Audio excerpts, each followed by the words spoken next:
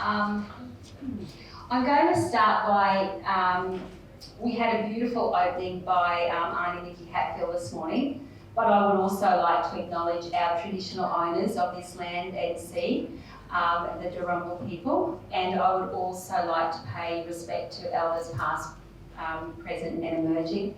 And I would also like to thank all of you beautiful people for coming today. It's a big thing to have a whole day off work, family, not for me, I love this, but you know, for people to make the effort. And if you've travelled, thank you again for doing that. Thank you to Sally for coming over from Gladstone, and also Carolanne, my wingman from Emerald. So I think you should be all, can you give yourselves a clap? Because I think it's a representation of our community. So I have not practiced this at all. It's been a busy month, but we're going to try and poop through the slides. I think I've got 5 minutes, Ricky, 5-10 minutes? Half an hour. Oh, God. Oh, right, I can do that. So I'm just going to introduce our service. Now, our service is, we like to call it Central Queensland. Sally works in Gladstone 3 days a week, and she works for McGrath. And does everybody know the difference between McGrath nurses and non-McGrath nurses? There is none. We all do the same thing, just a different bucket of money.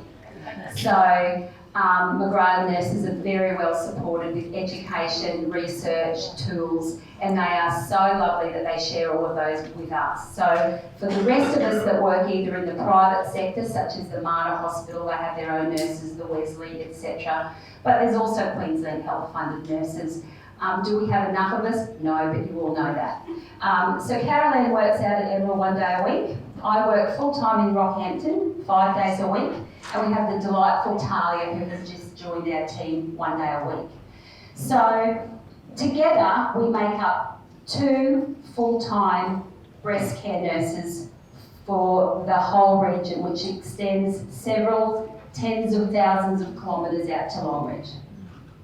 So I would encourage you all to just know that if you need to speak to a breast care nurse, please ring us, because one of the things I say is, often I've got about 10 people I'm thinking about swimming around in my mind, but I can't ring you all at the same time. And I'm not going to use the word I don't have time, because I always have time for each and every one of you when you pick up the phone and ring me, because no one else can interrupt me, except my nurse unit manager, but we're trying to train her on that. So please pick up the phone and ring. The other thing I want to say before I go through the slides is that one of the things that has been identified beautifully by the Breast Care Network of Australia, as well as Peter Mac Research Centre, all of the cancer research centres, anywhere that looks after people with cancer, is that you drop off after you finish your treatment, don't you? And everybody feels like, oh my God, I'm not going back to see my oncologist now for 3 months. The breast care nurses sent me this lovely breakup letter with me. It's really hard and it's very sad, and there's probably half the ladies in this room that I may have sent that letter to. But what we want you to know is that it's not permanent. So if you need us, please ring us. All it means is that we can't keep regular contact with you like we were trying to while you were having your treatment, because as we all know, 1 in 7 of us, we've got a few more ladies coming through. And that's where support networks are so important, and that's something that we're talking about in this space too, certainly for Central Queensland. So back to us breast care nurses, we work very well together. So if I have got a day that is a little bit more intense than another day, and it's on a Wednesday when Carolanne is at work, we always ring each other first thing on that Wednesday morning, if we can, and I say, can you please ring these couple of ladies? They're new, I just want you to get them in to see us, and to see our surgeons. So we do work very well together. Sally's the same. Sally will ring me and say, I've got a lady coming over to Rocky for surgery, because we're not doing much surgery in Gladstone, and we're hoping for change with that. And conversely, because Sally's very, very well trained in metastatic breast cancer disease, I'll ring her and say, talk to me about this medication again, I can't remember. And that's a lot quicker than me having to look it up. So thanks, Sally. So a little bit about what we do. And you know, that slide is a bit busy, I know, but essentially for those of you who have come through the public system, we're a little unique in Rocky in that if you have a breast cancer diagnosis, or if you have got something that is suspicious with your breast, it comes through our triage centre, which is at the hospital, but I get an email about you within a day of our referral centre receiving that referral, whether it be from the GP or somewhere external from Rocky. Now, that means that I can look at that person and go, okay, this person's got a diagnosed breast cancer, we're going to get this person in to see our surgeons within the next 2 weeks. It used to be the next week, but again, we've got a bigger population. A lot of people like to move to Rocky, except specialists. Just put it out there for you, Dr. Moore.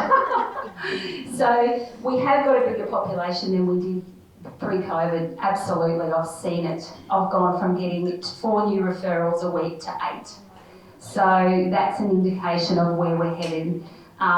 We used to have around about 80 ladies on our books, meaning the people that we try to maintain regular contact with. We're up to 140.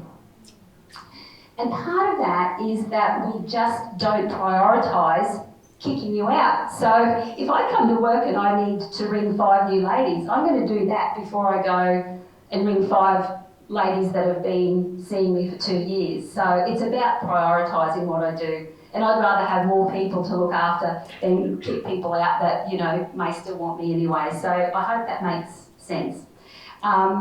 So that's about the triaging of a referral. If I see a lady lives out of town, Booyah, Longreach, Barcaldine, we can keep talking. In fact, it's funny, in our office, the other girls that sit in the office with me, Allied Health and a few of the other members of the team, they just ask me where somewhere is because I'll pretty well know it by now.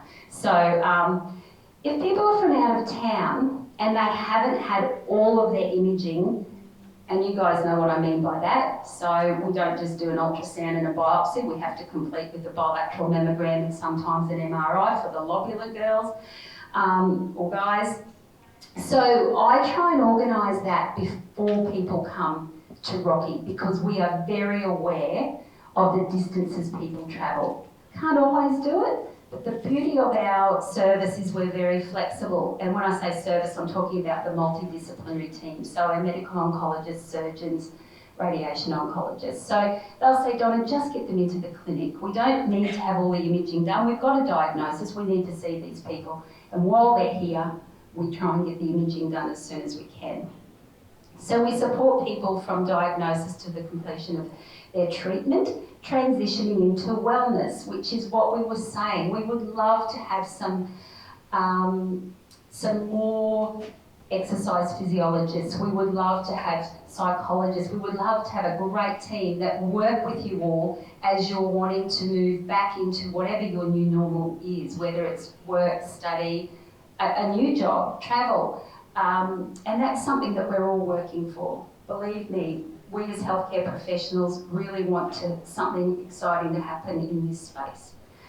We also coordinate referrals to other people, exercise physiologists, counsellors, and anybody that you've been exposed to in your care. Usually the breast care nurse hopefully identifies that need first. And of course we coordinate travel to Brisbane, to other specialists, and we work extremely closely with our surgeons, medical oncologists. Yep.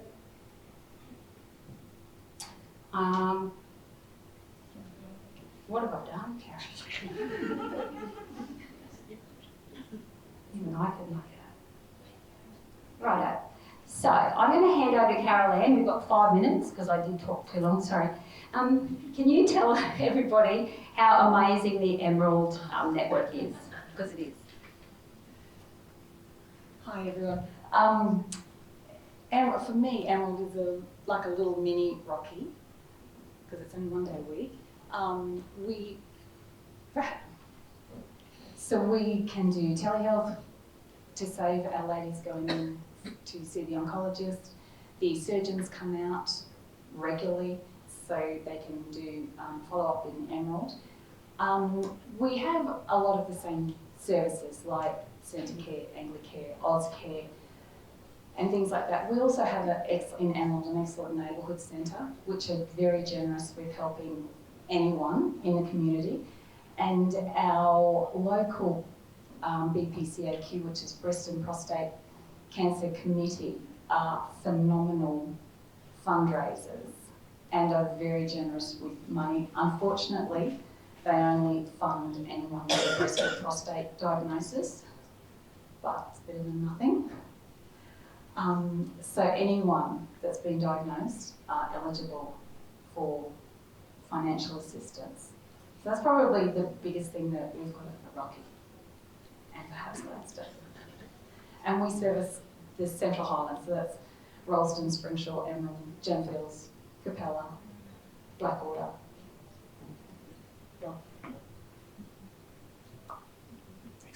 And don't I remind her about how much money she's got out there. I'm still working on trying to siphon it into Rocky. Okay, so I'll go a bit quicker now. There are a lot of support services in Rocky. Yes, we need more, but we do have a lot as well as out in Emerald. So Carolanne's mentioned a few, but we need to remember our GP. Our GP is pivotal in your care because they get the letters from your specialists and they write back. So you know, they do know what's going on. Cancer Council helpline, fantastic, 13120 Thank you. You all know it. I say it every day.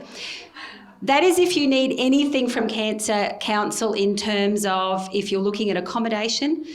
We do have accommodation here. There are accommodation in Townsville, up and down the coast, but we certainly have our Cancer Council Lodge here. And there is also an online counselling service, which is a phenomenal as well. These people are counsellors / psychologists trained in counselling people who have had a cancer diagnosis, as well as their family and loved ones. And we use it a lot because we do know there is a wait time to get into face-to-face counselling. Local support groups, Sally can speak to Gladstone. We do have online support groups here.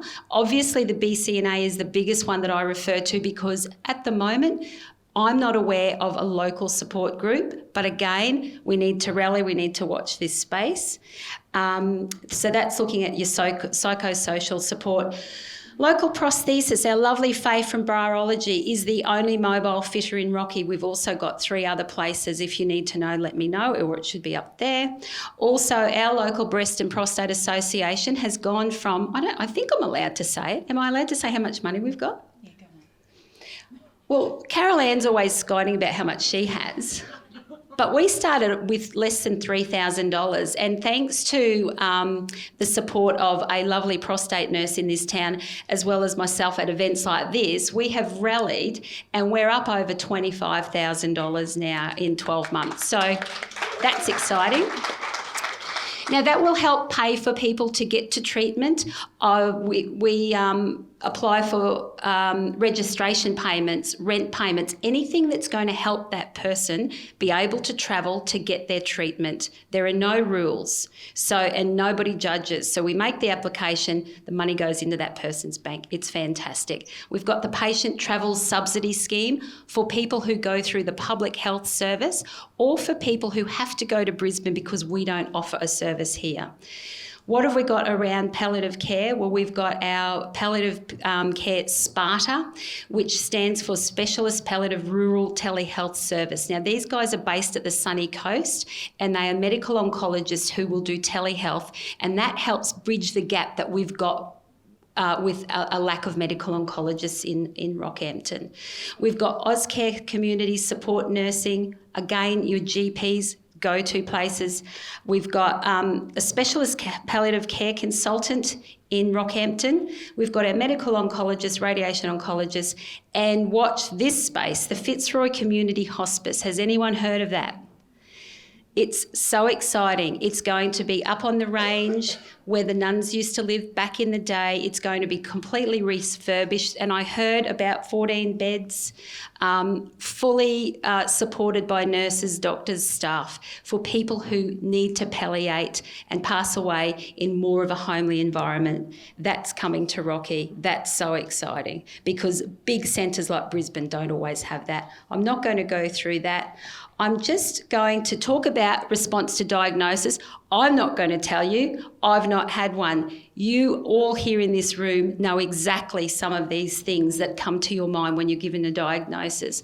I just want to briefly mention, and I'm sorry I'm taking over, is that one of my ladies this morning said to me, it was fantastic hearing about the ladies from Gladstone, how positive they are, how supportive their husbands are. But what about us single girls? What about the single men? I've got a lot of people who have no close-knit support systems. So we've got to give our hearts and our time to these lovely men and women because they don't have the financial support that some of us have, and they also, most importantly, don't have the emotional support. So I think it's very important to acknowledge those people, and I'm so glad I'm allowed to hug people again. You can imagine for 2 years me sitting on my hands because you need to hug people. We are emotional beings. We need to touch. And people who live on their own or who have limited supports don't get that on a regular basis. So this is just not to take away from anybody, but just to acknowledge those of us in this room who have very limited supports. So I just want to say that I'm so grateful for the BCNA and our guest speakers to come to Rocky. You have no idea how excited. I've been averaging 5 hours sleep, which is probably pretty good actually, a night, just so excited for this day. So again, please make ripples, please ring, please have conversations, and the BCNA is always going to be an advocate for us. So thank you. Are you going next? No, you're all good? Yeah. Oh, little legend. So I'm going to hand straight over, and thank you for that acknowledgement, Donna, about everyone's experience being so different, and we certainly know that to be true. And in fact, sadly, we were going to Wagga Wagga, I don't even know what month, because all months have blurred into one, and we had to change it to online, which is never anywhere as good as it is being here with you. And one of the women who we had the panel with was a single woman whose relationship had broken down because of breast cancer. And, you know, to validate and provide that space for her to be able to share her story, but for other people to connect is really important. And so that is why the podcasts and all those other resources, we try and get as many diverse stories as we can about people's unique situations. So thank you. It's a very timely reminder about everyone being a little bit different. Sally, yes. Over to you. Over to me. Where is Donna? I can't. Donna, put your hand up. Thanks, Donna. Because whatever I say now is not going to sound half as good. Honestly, you're amazing, Carolanne. Thank you. And you've covered a lot of what I was going to say. So my name is Sally Haley. I'm a travel agent, wedding planner, general dog's body. I'm a cleaner, showerer, hugger, and love to talk about the things that perhaps people don't like to talk about. But I am actually a wife, a mother, and a McGrath breast care nurse. So proud.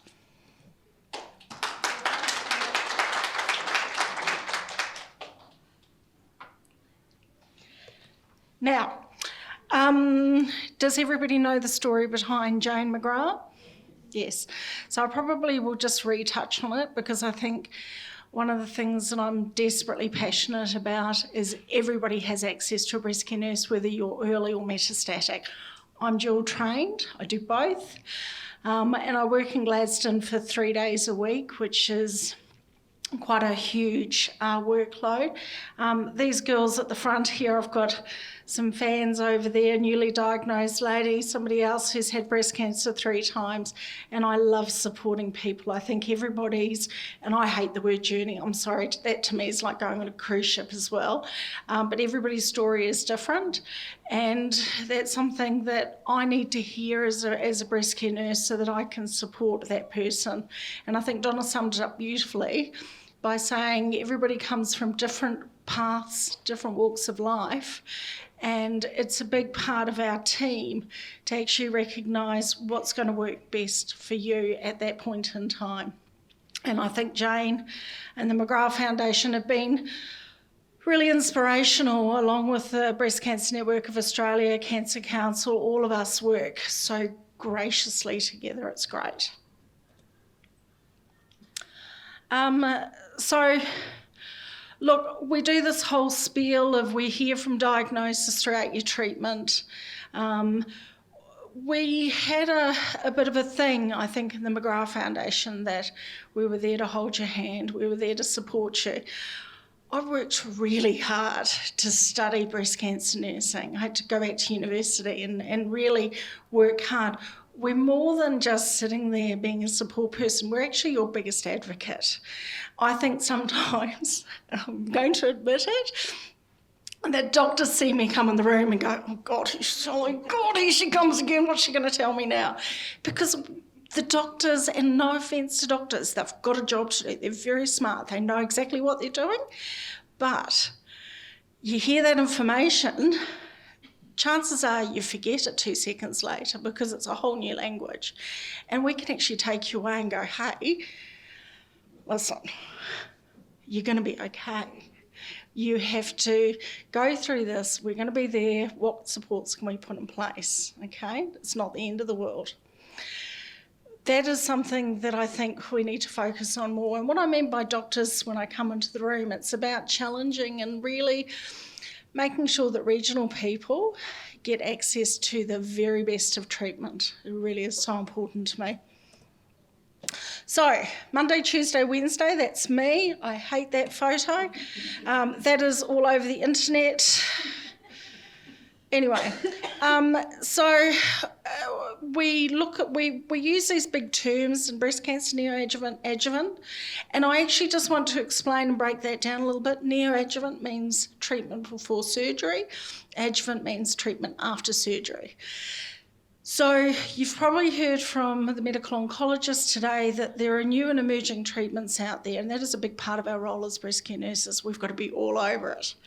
And you know, because we want to, again, make sure that whatever type or subtype of breast cancer you've got, whether it's early or metastatic, you're getting the best line of treatment, because we are about good quality of life and making sure that you're okay.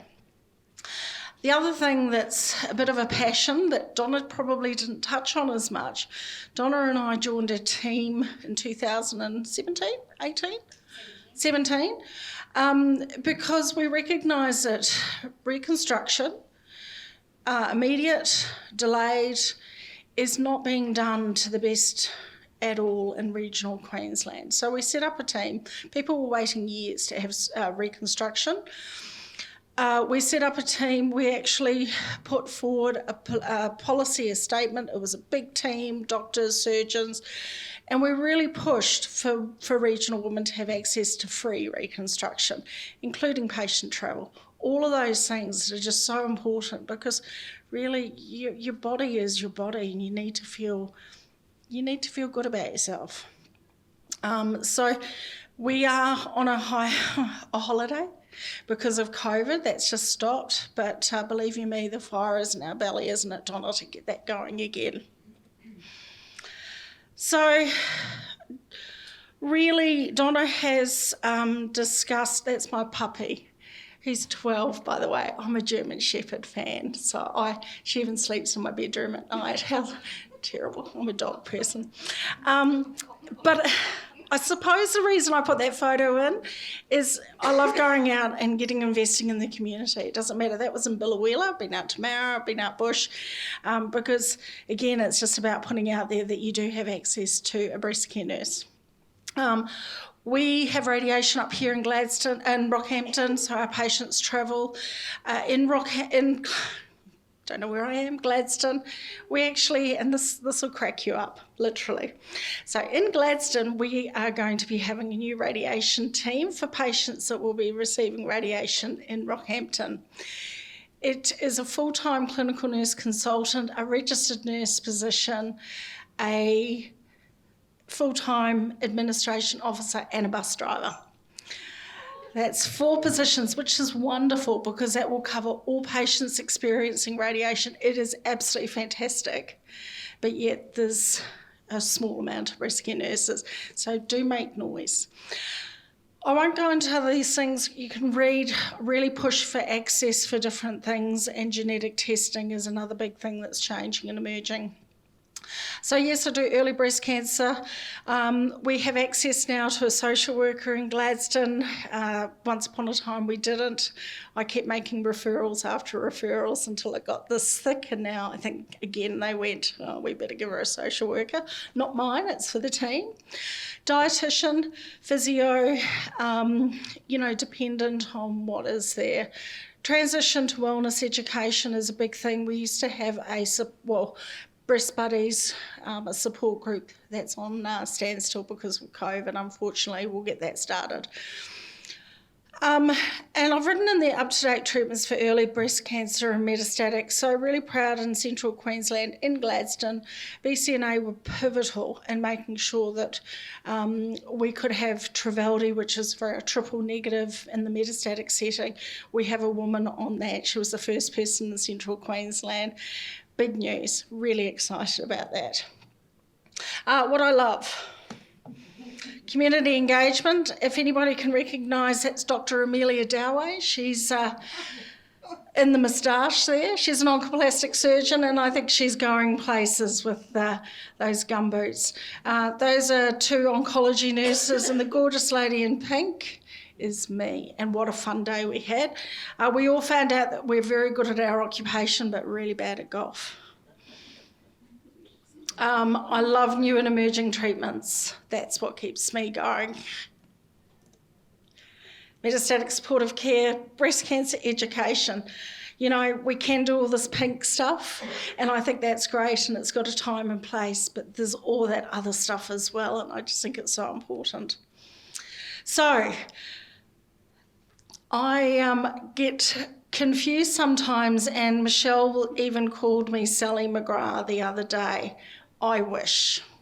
That's all I'm going to say, I wish. So Glenn it's probably inappropriate because it's actually on film, but Glenn and Tracy and the team at the McGrath Foundation are just phenomenal. And, you know, again, my passion with metastatic care, we've got 29 dedicated metastatic McGrath breast care nurses across Australia. We've got 188 McGrath breast care nurses across Australia as well. We've supported over 20,000 individuals and their families, and since it started in 2005. So the other thing that the McGrath Foundation does is offer a breast care nurse telephone support line, and the BCNA Cancer Council, they often refer patients to us. We all do the same thing, but we all have different avenues and specialities. And it's funny because with the BCNA stuff, I can rattle it off. I know exactly which page on the website, how to get to something, because it is the most valuable tool that you guys can access. And I strongly recommend anybody goes and have a look at the webcasts. There's information, there's things newly diagnosed in 2022, metastatic care, triple negative early breast cancer with Dr. Nick from Newcastle, lots of really valuable tools, so tap into them.